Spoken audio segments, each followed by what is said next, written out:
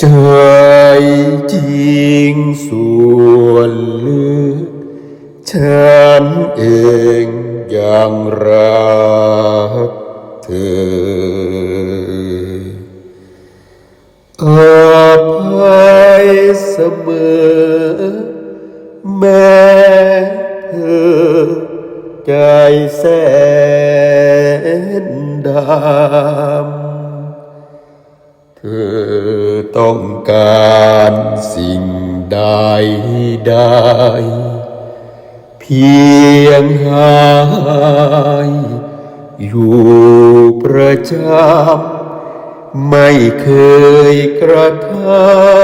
ำให้เธอมองมนเธอคง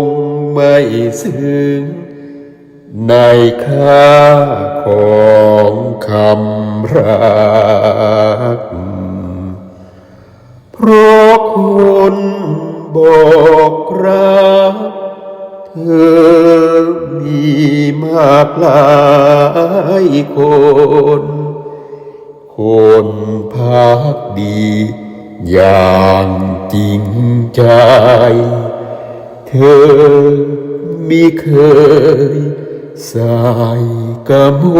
ลลวดลายสับสน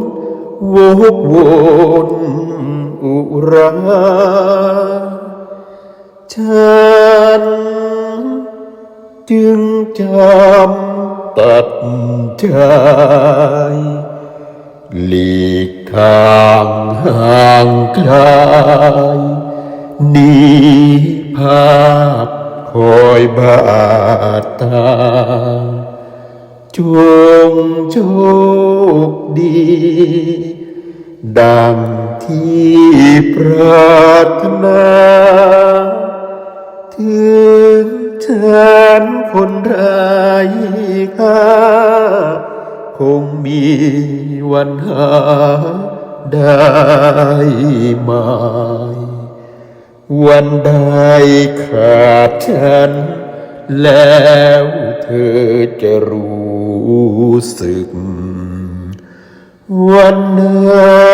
สำนึกแล้วเธอจะเสียใจมีแก้วงามอยู่ในมือเธอไม่เคยห่วงอะไรต่อวันหลุดไปจึงคอยครำ